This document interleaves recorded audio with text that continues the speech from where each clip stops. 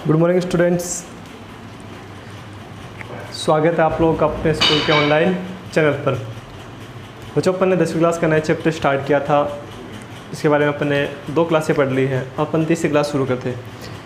पिछली क्लास में अपन ने रासायनिक अभिक्रिया लिखना सीखा था, कैसे अपन लिखते हैं, कैसे इसको बैलेंस करते हैं या संतुलित करते हैं। जहाँ पर मैंने आपको बताया था कि कार्बन है, हाइड्रोजन है, ऑक्सीजन है, इन दोनों को छोड़ के बाकी जो बच रहे हैं उनको आपको क्या करना है, संतुलित करना है।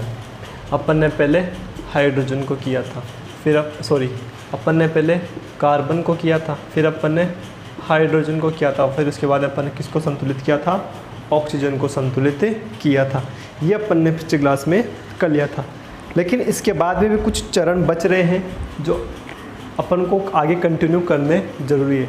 जैसे मान लो कि आपको ये दिया जाए कि कौन सी ऊष्मा शोषी है और कौन सी ऊष्मा क्षेपी है, तब आप क्या करोगे?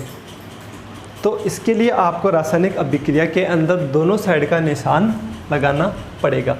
वो कैसे, मैं आपको बताता हूँ।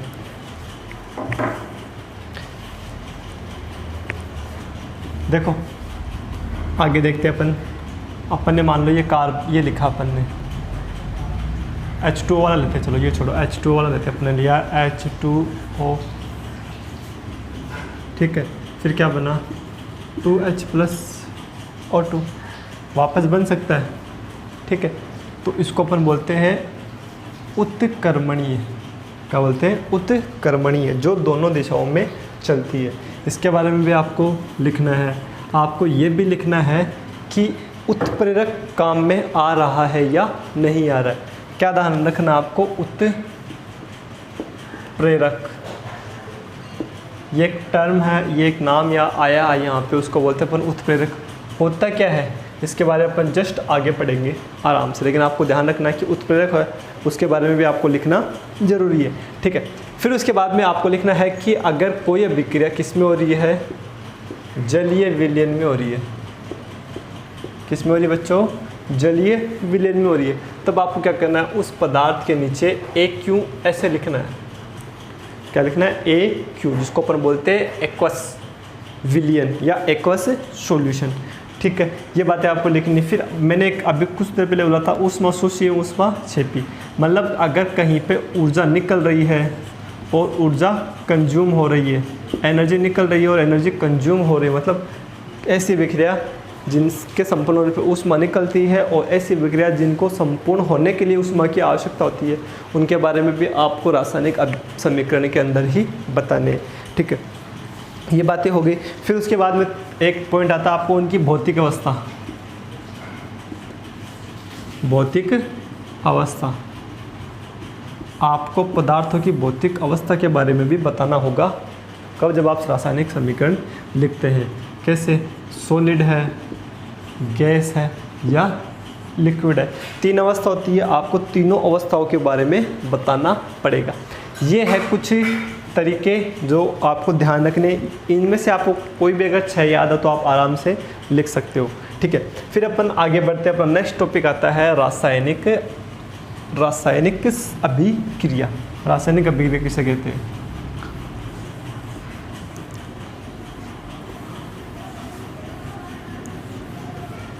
नेक्स्ट टॉपिक आता है रासायनिक अभिक्रिया।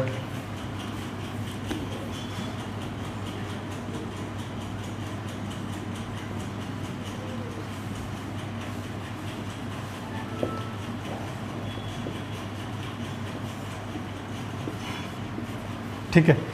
किसी भी पदार्थ को रासायनिक गुणधर्मों में या रासायनिक परिवर्तन होना रासायनिक अभिक्रिया कहलाता है। किसी भी पदार्थ की रासायनिक गुणधर्मों में परिवर्तन होना रासायनिक अभिक्रिया कहलाता है। ध्यान रखना इस बात का, किसी पदार्थ के रासायनिक गुणधर्मों में रासायनिक अभिक्रिया कहलाती है। जैसे मान लो आपने लिया कार्बन। कार्बन क्या होता है? सॉलिड होता है। फिर आपने लिया O2, ये क्या होती है? गैस होती है। क्या हुआ? CO2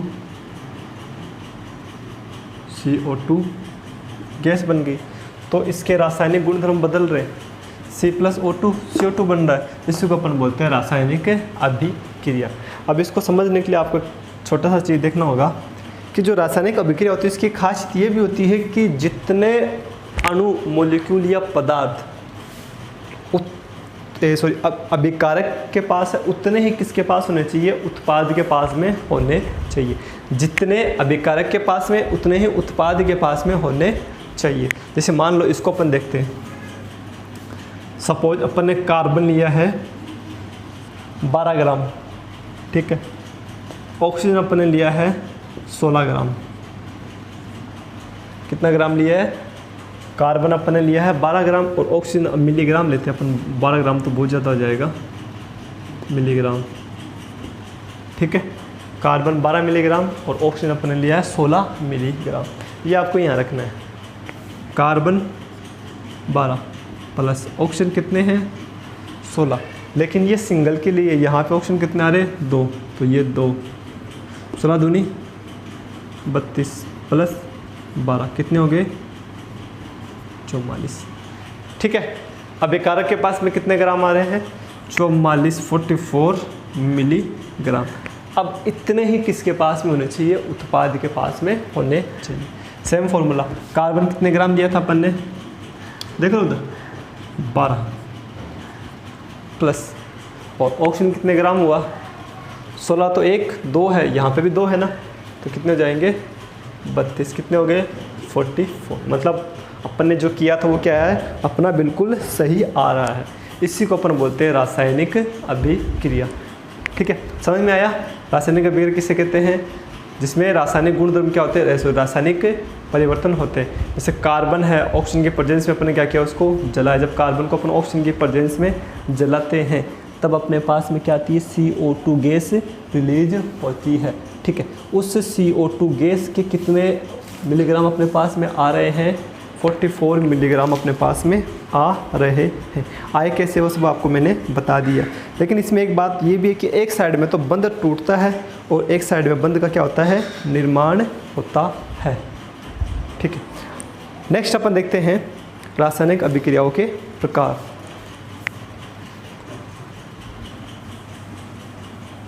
रासायनिक अभिक्रियाओं के प्रकार,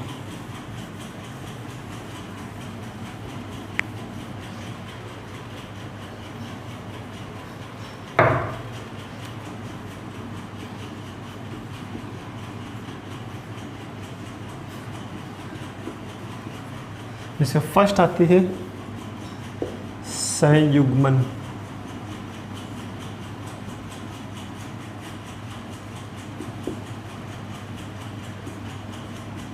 संयुग्मन अभिक्रिया, संयुग्मन अभिक्रिया फर्स्ट अपन देखते हैं संयुग्मन अभिक्रिया, ठीक है। बस एक बार देखना है इसमें बोल क्या रहा है, संयुग्मन।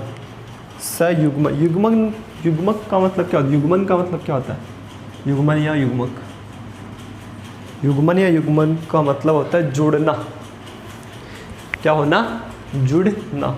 तो संयुग्मन का मतलब साथ में जुड़ना, ठीक है। अब देखते हैं ऐसी विक्रिया जिसमें 2 या 2 से अधिक अभिकारक आपस में संयोग करके नए उत्पाद का निर्माण करते हैं।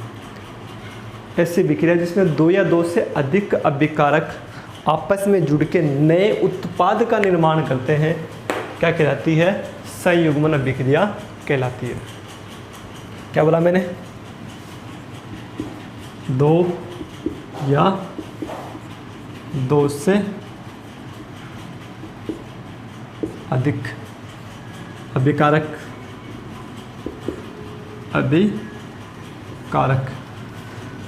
क्या करेंगे, आपस में संयोग, आपस में संयोग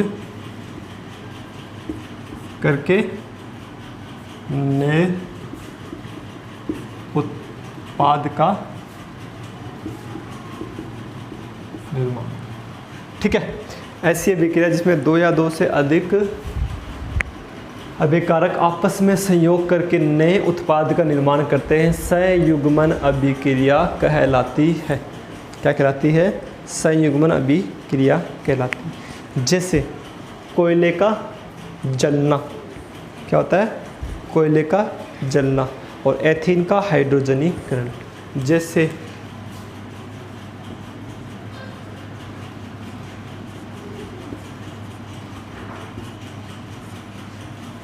कोयले का जलना और दूसरा है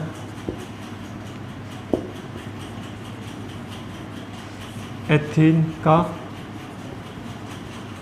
हाइड्रोजनीकरण। जैसे कोयले का जलना और एथीन का हाइड्रोजनीकरण, ये दोनों किसके उदाहरण है? संयुग्मन अभिक्रिया के उदाहरण हैं। कैसे वो देखते हैं अपन, पहला देखते हैं। कार्बन सॉलिड, ऑक्सीजन गैस, क्या किया? जलाया, क्या बना? CO2। CO2 क्या बनी? गैस बनी। कोयले का जलना, ठीक है, कोयला है, ऑक्सीजन की प्रेजेंस में जलता है तो क्या बनती है? CO2 गैस बनती है। ये तो इसकी जनरल बातें होगी, लेकिन आप ध्यान से देखो यहाँ पे कार्बन है, वो ऑक्सीजन के साथ में क्या हो रहा है? जुड़ रहा है। क्या हो रहा है? जुड़ रहा है, मतलब कार्बन एक अभिकारक है और ऑक्सीजन भी क्या है? एक अभिकारक है। आपस में जुड़ रहे हैं और नए पदार्थ का निर्माण कर रहे हैं। इसी को अपन क्या बोलते हैं? संयुग्मन अभिक्रिया बोलते हैं। बात समझ में आई?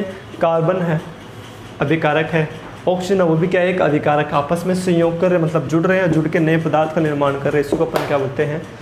संयुग्मन अभिक्रिया कहते हैं। फिर आता है एथीन का हाइड्रोजनीकरण। एथीन का फॉर्मूला होता है CH2 डबल बॉन्ड CH2। हाइड्रोजनीकरण का मतलब होता है हाइड्रोजन का जुड़ना। तो यहाँ पे हाइड्रोजन जुड़ रहा है, जुड़ेगा तो क्या बनेगा?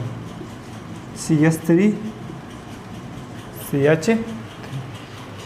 ये अभिकारक, ये अभिकारक जुड़े, संयोग करके ने क्या बनाया? नया उत्पाद बनाया। इसको अपन बोलते हैं एथीन का हाइड्रोजनीकरण। बात समझ में आ गई?